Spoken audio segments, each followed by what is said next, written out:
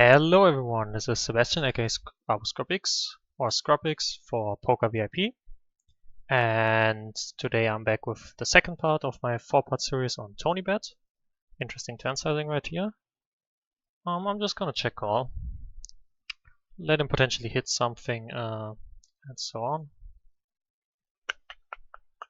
Just gonna check the river, like I would do with any hand. And yeah, okay. So yeah, currently playing 2 tables of 25 NL. It's once again around 1 AM here in Europe, so there's not a whole lot running right now. Trying to get on one other table, and as you can see, I'm sitting a table, so we potentially get some more action in the hood. Yeah. Last time I'm gonna stab this. No showdown value. Don't think he's really balanced here. He could have some king eyes, but yeah. So last time I already talked a bit about the side. So if you want to have more information about the side, about the rake back I have, and so on, go ahead and check out part 1. Today I will mainly focus on the play part of the game.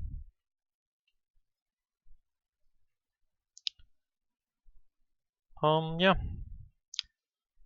3-betting this in a heads-up scenario, pretty strong hand. He's definitely opening enough hands for me to make this profitable. See, 3-bet.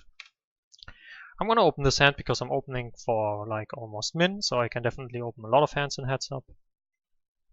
Because I'm in position, I'm not risking a whole lot. He shouldn't fold a lot, he's kinda still folding a decent bit. Sadly don't have HUD stats on the side, but just from playing, I'm pretty sure he shouldn't fold this much versus min raises basically. So I'm gonna raise a lot of shitty hands basically. Probably gonna call this versus a 3-bet because it sets up and I expect him to 3-bet pretty wide. We're obviously in position, not afraid to take a pot. Yep. Gonna defend this. It's obviously a pretty marginal hand, but it has some decent playability, it has some employed odds. Well, we do with ace king and ace queen. Ace king and ace queen should not see with this board because it's hitting my range pretty consistently and good. I have a ton of good hands here, ton of continues. He would struggle to have all the good hands I can have. Him bombing the flop is honestly pretty not good. It's really not a texture you want to bomb. Maybe he just had the fitting hand to bomb it there. I want to open this versus a fish. Maybe he just had a good draw, a top set type of hand. Then it's somewhat okay to just bomb it there because just have a good hand. Cannot be that terrible. I'm gonna just see what with the queen high, trying to take it on with ace high or some under pairs. But yeah, generally him bombing that texture, not advisable, not really a texture he should bomb on. Because, I mean, I defend 4-6 suited, I definitely have jack-8 suited, I definitely have pocket 8s, and so on. I have all the good draws. I'm not gonna have struggle defending that board at all. And he's gonna run into a raise there quite frequently. So you definitely, just from a theory standpoint and an exploitative standpoint also, it's just kind of easier to check some hands there. Okay, going to open the pocket jacks and then gonna 4-bet them if given the option. Gonna just see bet this board relatively on the bit on the larger side, because I do think there are a lot of continues that can give me value, of course. Just gonna fold the pocket 9s. I mean, I could forward with the shorty in there. I don't think he's gonna fuck around a ton. He check raises this board. Yeah, he does have 9-8. This is a board which, I mean, I also have 9-8, so it doesn't really favor him that much. I'm gonna call the pocket jacks. I do block some draws, but that's okay. Also pick up some backdoor equity on a 10, for example. We're gonna call 1. We do pick up a gut shot. We do block jack 10. He shouldn't really have 5-6. Probably gonna peel another one with the picked up gut shot and the overpair. I definitely see a ton of bluffs as well in his range here. And even versus the value part of range, we do have some substantial amount of equity. His sizing kind of looks like value, to be honest. But yeah, it's not too large. We can peel with the pocket jacks here. Trying to river a 10, preferably. There are some other good cards. A 7 is good, a 4 is good, and so on. A 3 is a pretty big break.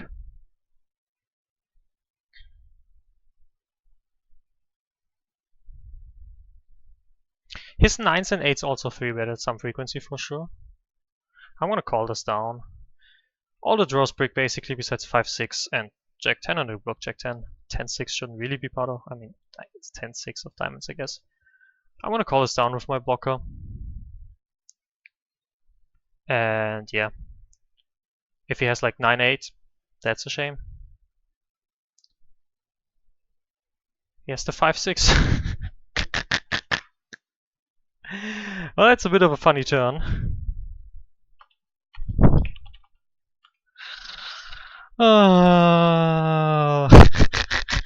Check raises the flop with the raw gut shot and just bings it on the turn.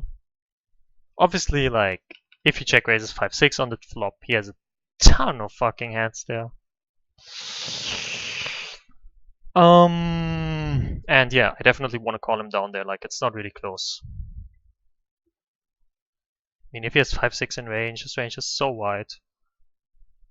Like, there's a chance he potentially check raises the flop with a hand like, you know, ace-9 and then just bets it for value. Or if he doesn't 3-bet 10s, there's a chance he's dead. We're not gonna fold our overpair, they're blocking the nuts straight. Here we're gonna just call. I'm kind of worried that I actually ran into the bold part of range, but then we still have the royal flush out. So, that's a pretty good turn. I mean, if he seriously just flopped the boat again, that's gonna be pretty obnoxious. I'm definitely gonna value bet my hand. There's no reason to believe that we are beat. If he check raises the turn, we're probably gonna just fold. But yeah, I'm gonna just half pot here, try to get called by hand like king 10, ace, king, those type of hands. Get the call. Just gonna check there back to the river. Even with the nuts straight, I'm just gonna knit. I mean, it's really hard to imagine us getting called by like a hand like king 10 and ace king now. Maybe he does, but he shouldn't. There are definitely some spades in his range. He could check raise bluff us on the river, which would be awful because he can't call versus a check raise. And I doubt he really has queen x here, so we're just gonna check it down. Don't think he also has 10-9, so yeah, just gonna check it.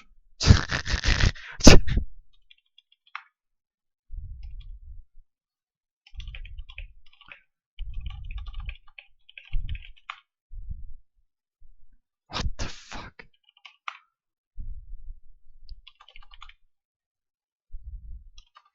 That's insane. Before I started the video, by the way, I had a hand, once again, heads up. I turned 2-pair while he turned his raw gut shot with the straight. And we got it in over 2 streets, like on the turn and then on the river. So, it's like extremely insane what's happening. So there were like 4 big pots where he just...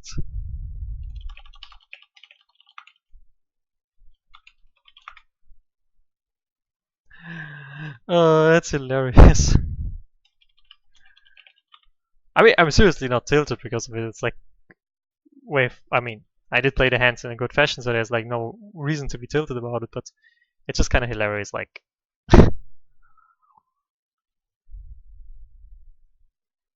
Running that bad. Just gonna bet relatively large here. I do think if he has a call, he's gonna call basically any sizing. Like a hand like pocket 10s, I know it's not gonna call anyways. So I'm mainly gonna target his weak ace x's. Hopefully he didn't just turn ace 8. I mean, he probably did. Like looking at the last few hands. Just gonna keep on betting. On the larger side of the spectrum, ace x still has a substantial amount of equity. If he folds that, that's okay. If he doesn't, that's also okay.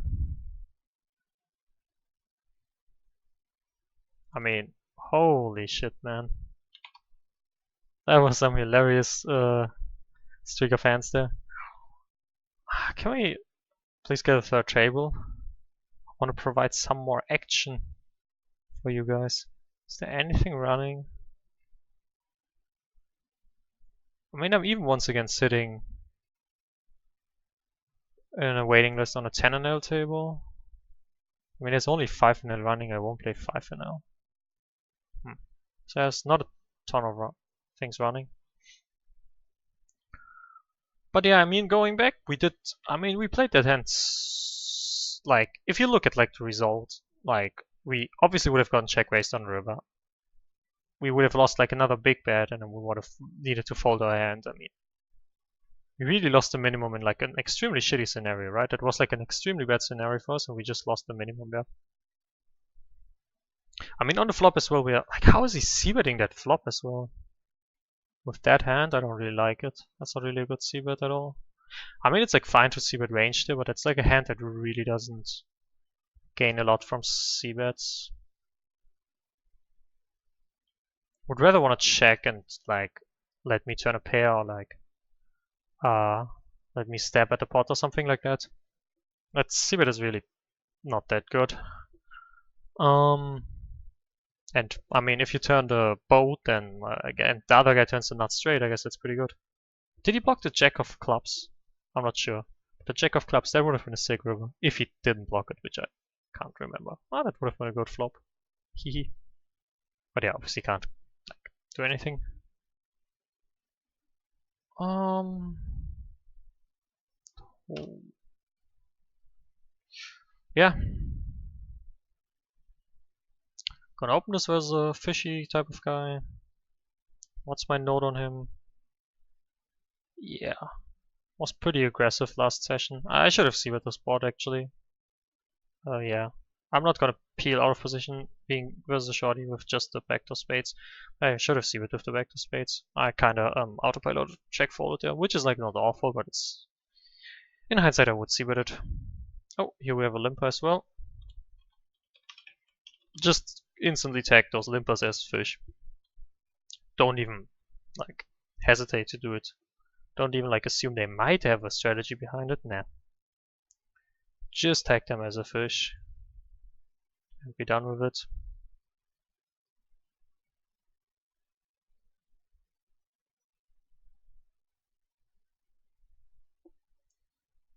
So what hands happened? So the pocket jacks hand. Then before that 2-pair versus the turn straight. Then when I had to overpair with the blocker to the nut straight, unblocking diamonds, and he also binged the random gut shot on the turn. Oh man. Just gonna check it. No reason to isolate a junky hand. Probably gonna lead this. Yeah, I'm gonna lead this. Leading my top pair here. Trying to extract value protection.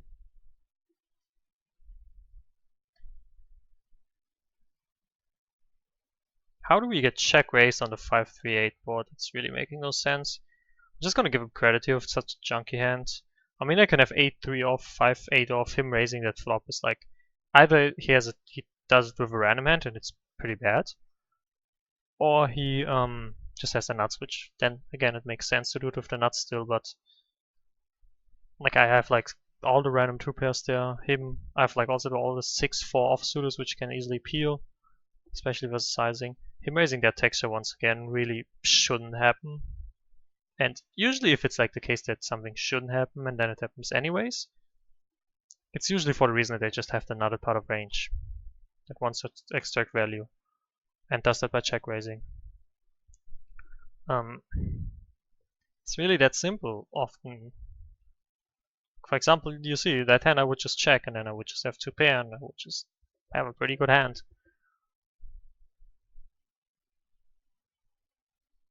There's really not a big incentive there to check raise that board at all.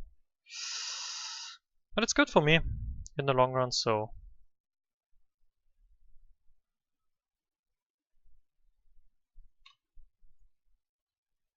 Pocket 9's easy open. Preferably not gonna fail.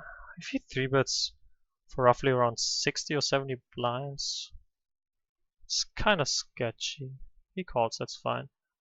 On this flop, I'm just gonna c-bet smallish. 1/3, gonna extract value and protection. Still have the best hand the vast majority of the time. On this turn, this 5x's improve. I'm actually gonna c-bet this again. I do think there's still a decent amount of protection and value to be gained. Yes, it's getting super thin. Then again, if he has a king, we can just check back the river versus that. I'm just gonna lose a pretty small pot versus a king. Am I gonna close action versus two fishes? Yeah, I will. Before min closing action, I will call. And we're gonna just check back. If he had the king, that's fine. He just sets a 8-7. And we extracted 2 streets of value there. Relatively reasonable result. And you know, if we check back turn, he's gonna probably lead that on the river and another overcard peeled off, so we're gonna have a hard time like hero calling. And might fold our hand, and that would be pretty bad. This way we also don't get bluffed on river. Obviously easy defend here, not gonna 3-bet this hand, doesn't really belong into a 3-bet range. Just gonna call. This is the bottom, I'm gonna expect him to check a decent bit. He 1/3, so we're gonna peel the 1/3 with 2 overs and a backdoor straight. I do think he's gonna 1/3 a bunch of his range, and I think we can pick up the pot on the turn a lot. This is a turn which crushes our continuing range. Him betting 50 cents is once again not really making any sense to me. I do have a hand that's like, I could be drawing that, I could be drawing live. It's like, why would any hand ever bet 50 cents here? The nuts betting 50 cents, not really good. I'm just gonna call because I really don't know what the fuck he's doing and I still have outs to improve. I'm not gonna call a big river bet even if I improve. I'm also not gonna bluff the river, I'm just gonna check it down. He has queen 7, yeah, that's like really not making sense. Like betting that hand on the turn is pretty spewy. Honestly, it's like, you could be so easily drawing that and I'm never gonna fold a better hand. And even my hand has a perfectly fine continue. I mean, I'm getting like, I don't know, 4-1 or whatever it was. Versus his hand, I have like all my outs. So I have an open ender, which is 8 outs, and then I have like on diamonds I could bluff easily, right? So even at bluffing outs, and then on like my jack and 9 are also out. So it's like, I just have so many outs. I have like 11, 14 outs. So I improve 30% of the time immediately. Actually gonna value bet this versus ace high. I don't think he ever folds ace high for me. And he also could call with like 3s and 4s. But yeah. So it's like we have 30% versus his hand in raw equity. And then on the diamond outs we also have like bluff outs. So it's like we're gonna win the hand on the river like a lot. Like close to half of the time. With a shitty hand. Like this is like extremely far down our range. And if you have like a better hand, we're just never gonna, like, we're really rarely gonna lose the river. Like, yeah, his bet is just spearing 2 big blinds away there. His open is also, by the way, not advisable.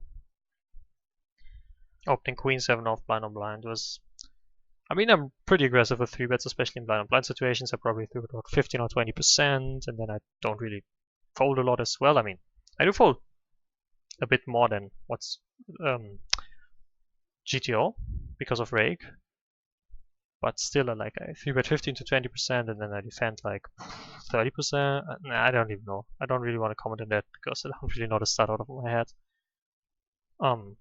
So yeah, opening queen 7 basically just will be a losing play.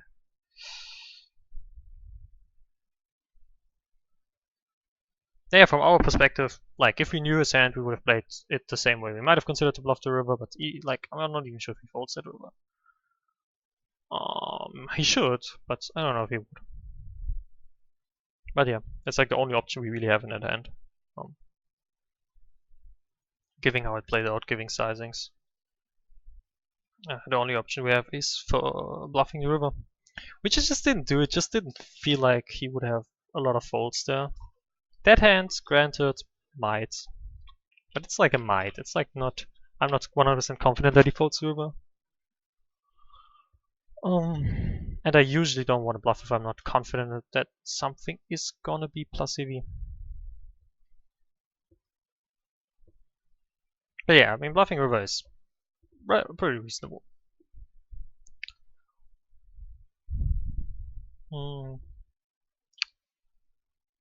Still trying to get into some hands.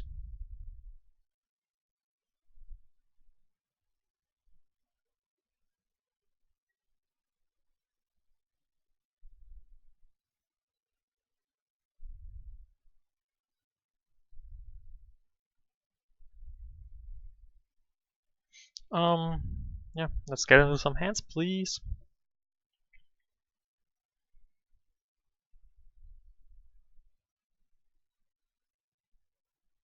Easy fold with the 10, 5 off. Definitely not a continue.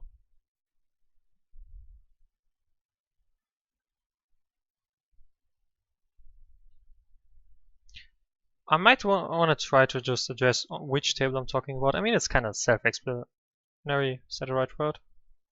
Something along those lines. Like if I talk about the queen 5, I obviously talk about the top left table. I guess I could address it, might be a bit smoother. Also generally, like if gonna try to address more of like the plays I see as well. To, I don't know. I'll give you further information. Pretty good 3-bet sizing here. I like going big with the 3-bets. So him calling the fish and then calling him again, usually pretty strong range. Usually it's like 10s or 9s, pocket 8s, pocket 7s, some strong ace highs. Definitely a lot of pocket pairs there in the range.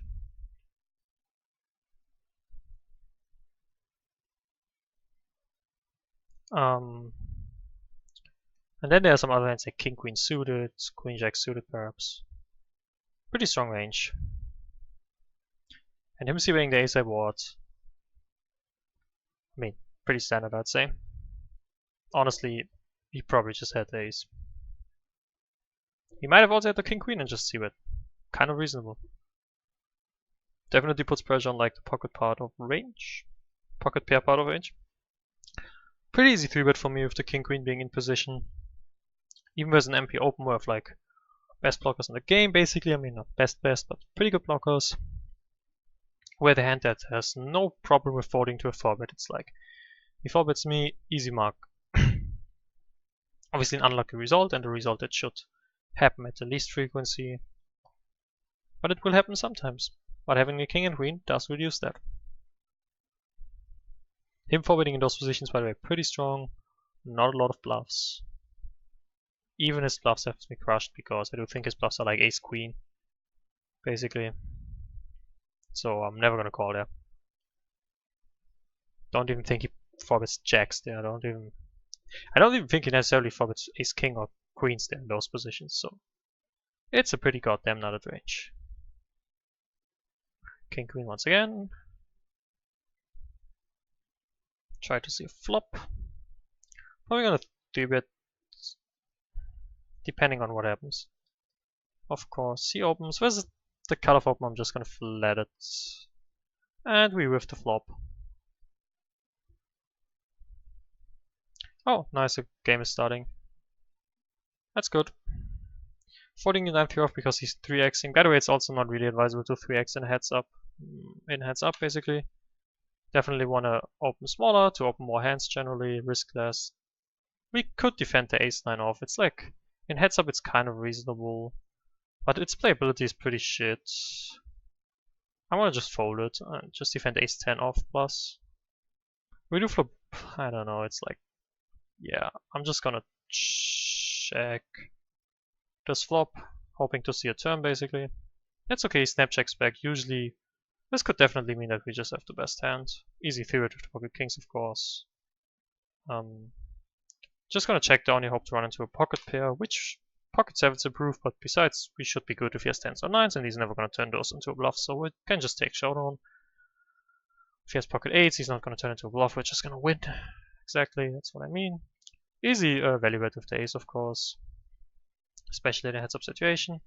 We can check what he had. He had the jack 10 actually. Even the jack 10 of diamonds even turned to flush draw as well. And didn't even consider to turn it into a bluff. Which is okay, but just pointing out that I'm probably gonna 4-bet him here. Put ace 5 off if he happens to 3-bet me. Just gonna check the spot back. Not really a lot going on for me. Ace I could certainly be in the lead. I certainly have a decent bit of continuous here. I definitely have some 1 diamond hands to check back flop and can call now. The ace 5, pretty easy call. Could consider the 3-bet, but I'm just gonna call it. Easy check call on the flop. He bets small on this texture, not really advisable, doesn't really make sense. You want to bet your hands for at least half pot on this texture, probably more than half pot. Easy continue versus a somewhat crazy guy. Yeah, easy call from our perspective, of course. Of course, easy defend with the king queen of spades. Pretty good flop. Do beat ace king. He just checks, and this river actually, like, I could see him having king jack randomly, which just c-bet the flop for 1/3, which Wouldn't be a good play, but it's certainly possible. So I'm not gonna fuck around on this river. Just gonna check and hope to like win or chop. We just win. He might have just c-bet pocket deuces for like protection and value type of thing. That wouldn't be too outrageous for that sizing actually. That makes some sense. Let's check what he had. He did have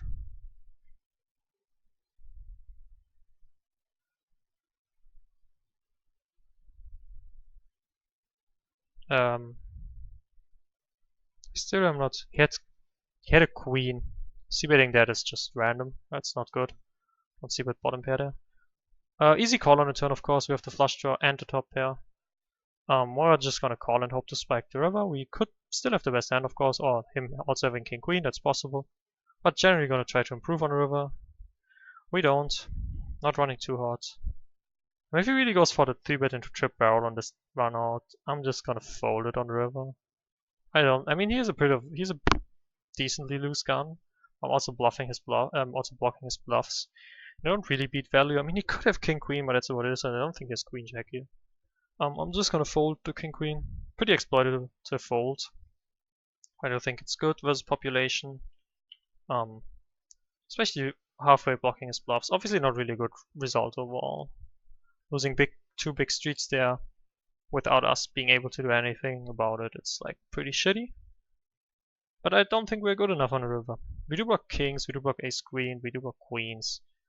At the same time we also block king jack, ace king, which are bluffing hands, bluffs other hands. The sevens I can really go either way. I'm actually on the 3-bet of sevens and then potentially shove them in as like a 4 or 5-bet merge bluff type of deal. King queen, easy open, easy call versus 3-bet. This texture I can go. I actually could check this back, but I'm gonna just c-bet it. And on this turn I'm just gonna check back, realize my equity. We do have river to straight, we're just gonna call if he leads.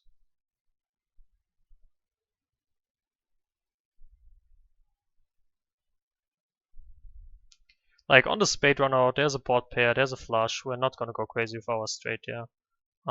Like a hand like his will lead, but will not call versus a raise. So, what are we targeting by raising? I guess we're targeting 3x, which could be in range.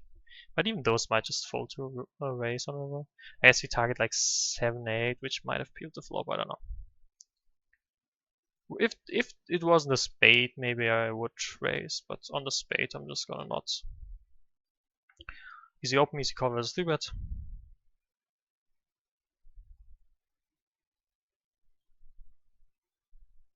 Okay, there's a table running right now, but I'm just gonna stick with 25 and L. Not gonna play 10 and L then. Just gonna play some heads up. On this turn, I'm actually gonna lead it. I think his underpass just fold. He has 3s, 4s, 6s, 7s, 8s, deuces. His 5x probably fold. We do have some equity. We do block some. Okay, Jack X that call.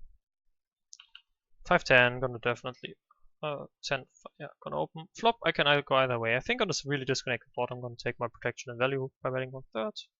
Probably gonna call a check with the backdoor flush. Whereas the more fishy guy, I'm kind of tempted to 3-bet this hand. I actually will 3-bet it. I do want to play a hand with the more fishier guy. Hand choice wise, it's obviously fine. I have a suited ace, I'm in position. As long as I don't get 4-bet, it's like reasonable. I should still not get 4-bet a lot. Easy continue with a suited ace here, heads up, in position. I'm actually gonna check this back versus a fish. I actually think there's a reasonable chance he leads everything on the turn. Pretty big bet here. I'm probably gonna find a hero fold on the turn here a lot. Yeah. Especially in this card, my equity overall should go down. Just gonna check this back. Yeah, just gonna fold this even with ace. There are some bluffs, of course, like 10-9 of hearts and shit in his range. That's fine. I'm definitely not capped there, and I have a ton of better hands to call. And here I'm gonna just call now. Yeah, he just pots. I mean, I don't know. Versus a fish, I really can't see myself folding now. To pocket 9, just gonna bet 1/3 once again. Yeah, I'm just gonna call him. I mean, on some rivers I can fold, of course. Queen Jack gets there. It's really not the best river. 7-8 won't bluff. Queen Jack gets there. If he pots it, I'm probably gonna actually end up folding my hand. Gonna just bet this hand here on the turn for half pots, or roughly around half pots. If he raises, I probably would call and not re-raise. Ah, that's interesting. He checks. I'm just gonna check and take my showdown here. He just has king queen. Good result. That hand cannot call river. I'm just gonna call here. I think if he's spazzing, I want to let him spaz. If he has value, there are no 4 straight rivers. There are not a ton of action killer rivers. So I'm usually gonna get the money on river anyways. There's some annoying rivers, but not a whole lot. Just gonna call. That's, I mean, if he really happens to have king 5 or like I don't know, king 3 or king 5, then we're probably gonna get stacked here. If we really happen to yeah, get this sick of a result, then you get my money basically.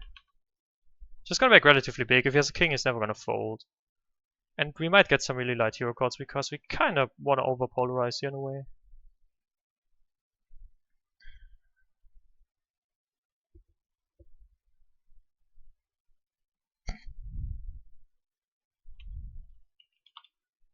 Did he have the 5-3 suited or what? Yeah, then that's a really unlucky river if he had the 5-3 suited, but I mean, if I re-raise turn, honestly, he should just fold the 5-3 suited. Not sure if he happens. Let's ask him. Maybe he'll answer.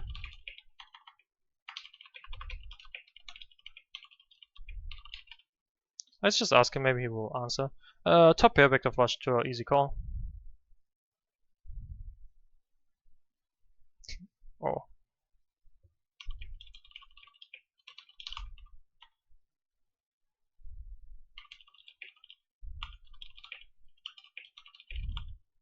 Anyways, we're just gonna fold. He pots it on this dry texture. Like, this is really not a sizing you would want to choose on this dry texture. Once again, pretty flawed sizings overall. He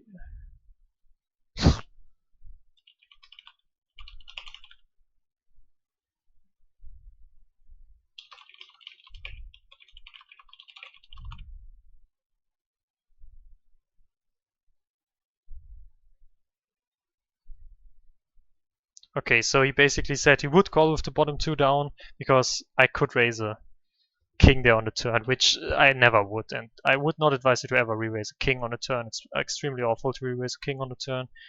I basically wouldn't re-raise any hand on the turn.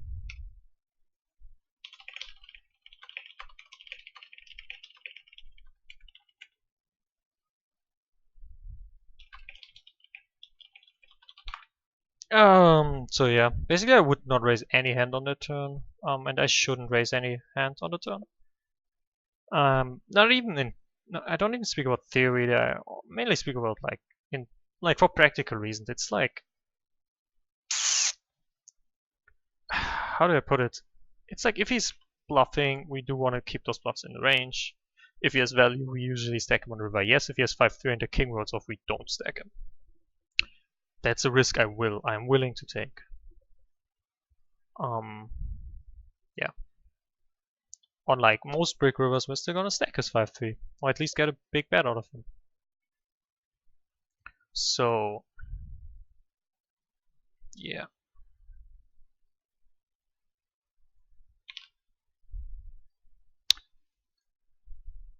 I'm a-okay with not re-raising turn. I think it would have been a bad play, and I would have been, I would have been pretty, how do I put it? I wouldn't have been happy with myself if I did it, basically. I don't think it's a good play to re-raise turn there. Getting raised here is kind of annoying because we have the backdoors. I do want to see a turn. I did think like this texture was extremely disconnected, so I think we have a lot of like fold equity and shit. Getting 3-1 on the flop is kind of close, but like him being so short, I'm not gonna peel it with the backdoors. If he wasn't so short, I would. Like if he was a full stack, I would peel for the backdoors. I could just check all the flop, of course, but I mean on the texture, I really value my protection. I think a fish has like way too many of the queen jack, king jack combinations, and I do want to take him off those by betting the flop. And there's still some value to be gained versus like ace size, and we generally are not gonna get raised on that dry of a board. We do river the ace here. I'm gonna check it. I don't see really value to be gained by betting. Maybe we induce a bluff sometimes. We're not gonna fold, basically. I'm just gonna bet half pot here. I have a gut shot. He should not really have a king. Could have some really weak king access, but shouldn't really. Overall. Oh,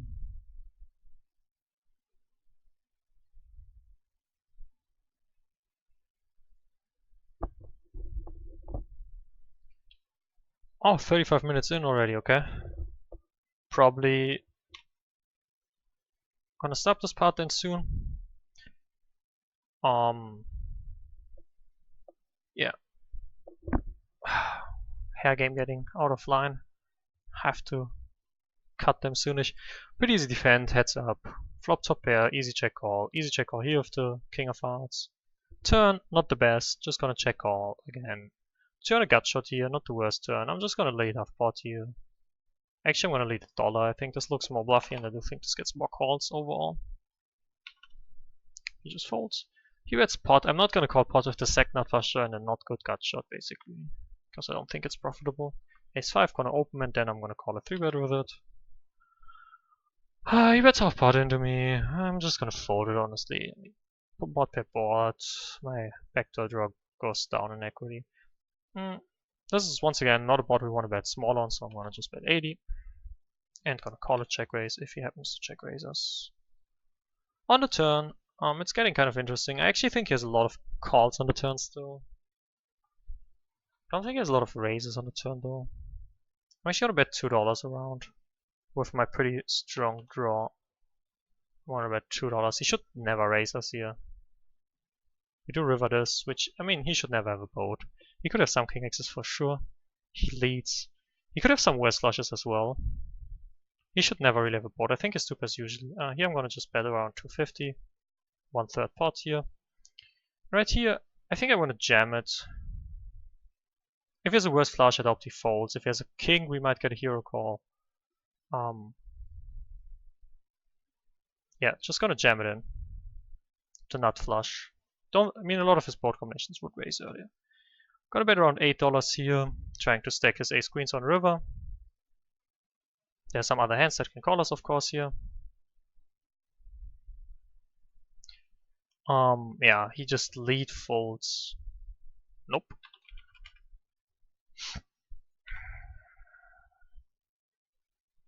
Didn't have a boat. By the way, this is not a spot you want to lead the river on. If the if my range is extremely uncapped, it's like you generally don't want to lead into a super uncapped range. It's like really not a good thing to do. Really highly advise you not to do it. Also, like if you have a bluff, you want to definitely let me bluff off. I mean, if you had a flush draw,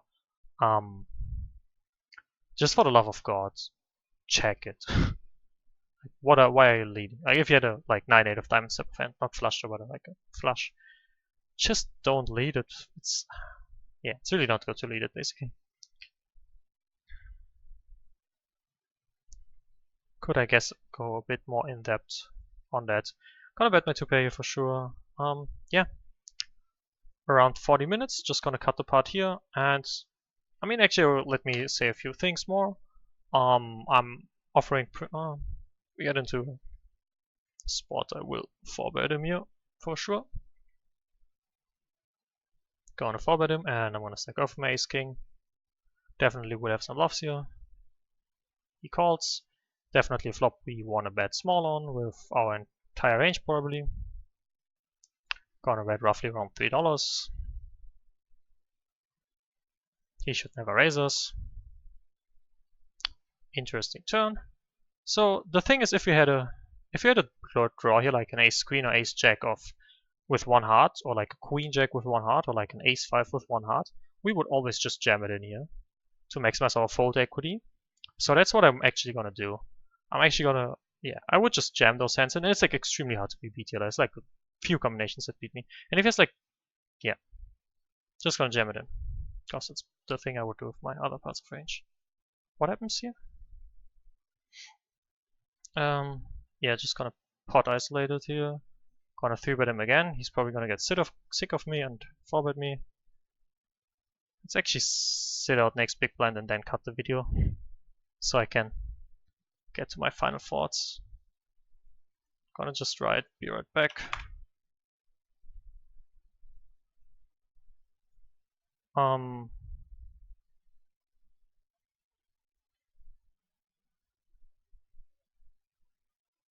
Actually, okay, we're out of the hands. Okay, so I'm offering private coaching. If you like my videos, if you like my prior videos, if you like this series, contact me via like on the PokerVIP, on the PMs, or write in the comments. I will get in touch with you. Pretty affordable prices compared to some other prices on the market. So yeah, if you're interested in that, hit me up. Let's talk. What else? Yeah, I hope you will be back for part 3, I guess. Did get into a decent bit of spots today, I would say. Not a huge ton of spots, but did get some interesting information. And I think I'm going to actually explore like the whole topic bet sizings more in depth in the next part, because it came up a lot this session. And I just kind of often say, okay, this is like the bet sizing, and you should do that on that board. I'm going to go more in depth why, and why you shouldn't do certain things, and why you should take certain sizings on certain boards. Basically. Yeah. Until then, hope you have a nice grind, and peace.